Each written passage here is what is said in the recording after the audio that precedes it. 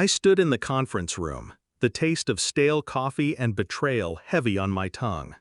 My resignation letter rested neatly in front of my father-in-law, the same man who had spent 3 years calling me family. His face turned red as he read the words. "You can't be serious," he roared, the veins in his neck rising. I smiled, calm. "Congrats to Lily," I said softly. "She'll do great." That smile broke him more than the letter. He wanted a fight, a plea, a begging. Instead, I gave him silence dressed as grace. 3 years earlier, I walked into that office believing I was earning a future. I didn't just marry his son, I married his empire. He called me his right hand. I worked late nights, canceled anniversaries, and poured everything into numbers and presentations that built his company higher. I believed loyalty would be repaid. That's the lie that keeps people chained. My husband, Ethan, would kiss my forehead each night and murmur, "You're doing this for us." And I believed him. God, I believed him. Until the day Lily appeared. 8 weeks of painted smiles and hollow words. A niece who had never done more than show up on time. When the promotion was announced, she beamed like she'd conquered the world. I clapped, I smiled, and I knew. It wasn't just about the job. It was the way Ethan avoided my eyes, the way Lily lingered around him at family dinners, how my father-in-law praised her with the same words he once reserved for me. The final confirmation came wrapped in laughter. I stayed late one night, finishing a report. Outside my office door, I heard Ethan's voice, low and intimate, followed by Lily's giggle. "You'll have your time," he whispered to her. My chest froze. Not broken, just cold. Shattered women scream. I didn't. I absorbed the betrayal like a weapon. Their secret became my strategy. I didn't storm out. I didn't confront them. I smiled through dinners, slept beside Ethan, worked under my father-in-law as though nothing had shifted. But inside, I was calculating. People think revenge is fire, but it's not. It's ice. Fire burns out fast. Ice creeps in slow, freezing arteries, stopping hearts. I began pulling files, quietly. Every report I had written, every deal I had closed, every late-night email that proved the company leaned on me. I stored copies, secured them outside the office. I watched Ethan. His bank accounts, his debts, his weakness for wine and poker nights. I let him think I was distracted by my loss.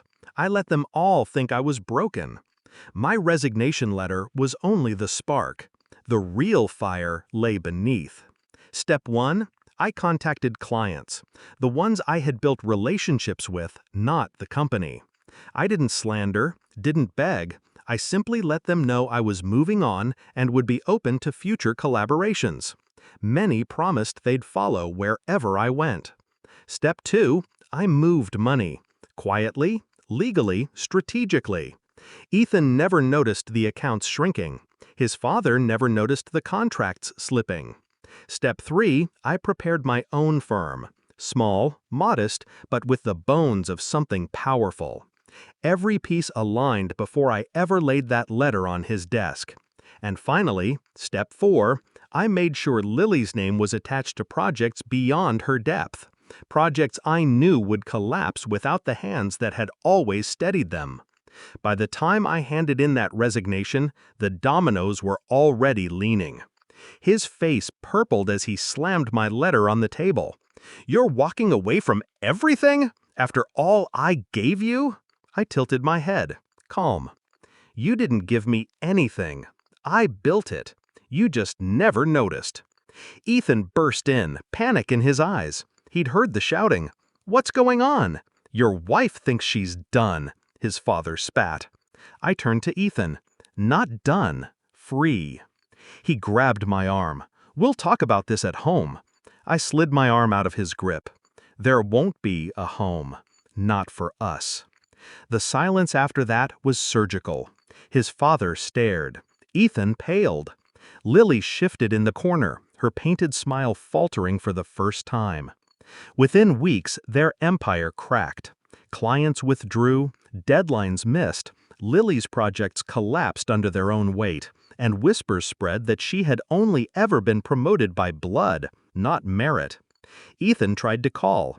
His voicemails shifted from pleading to furious to pathetic apologies. I never answered. The day my new office opened, sunlight poured through the glass. My name on the door. My team behind me. People who trusted me, not the family name. I stood there, breathing in freedom, and felt no regret. Only clarity. People ask if revenge is sweet. They're wrong. It's not sweet. It's clean. Like cutting out rot before it spreads. 3 years of sacrifice. Betrayed. Replaced. Silenced. And yet, here I am. Standing. Thriving. Untouchable. As for them, they live with what they tried to bury me with. Failure. Shame. Each other. I left them with everything they thought they wanted.